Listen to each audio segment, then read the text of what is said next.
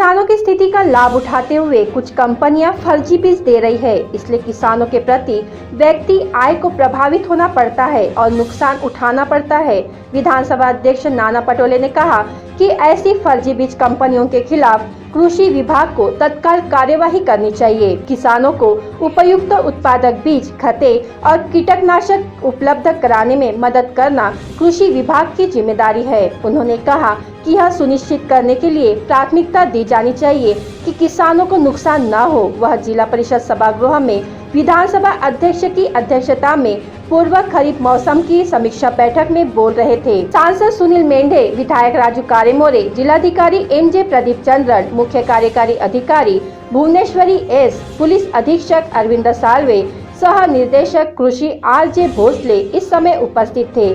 जिला कृषि अधीक्षक हिंदूराव चौहान ने एक प्रस्तुति के माध्यम से उस समय जानकारी दी। कृषि का खर्च कम हो रही है क्योंकि किसान एक ही फसल को बार बार लेते हैं। कटाई करते समय परिवर्तन करना आवश्यक है। उन्होंने कहा कि कृषि विभाग को ऐसी फसलों का चयन करना चाहिए जो भूमि की खतों के साथ साथ किसानों की आय बढ़ाने में मदद करे और किसानों को गुणवत्तापूर्ण बीज प्रदान करे।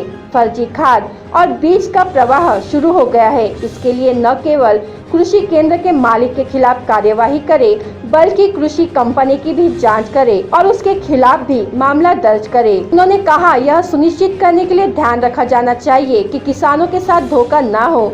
कृषि विभाग को निर्देश देना चाहिए कि कृषि केंद्र कम दरों पर फर्जी कीटनाशक न दे। फसल रोगों पर कीटनाशकों का छिड़काव करते समय बरती जाने वाली सावधानियों की जानकारी देकर किसानों में जागरूकता पैदा की जानी चाहिए। यदि बीजों से लाभ नहीं होता तो रिपोर्ट करें।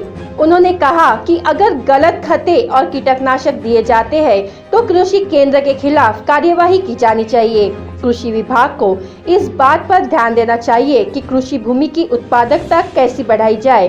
किसानों को सलाह दी जानी चाहिए कि वे घर में उगाए गए बीजों का उपयोग करें। इससे बीज पर किसानों की लागत बचेगी।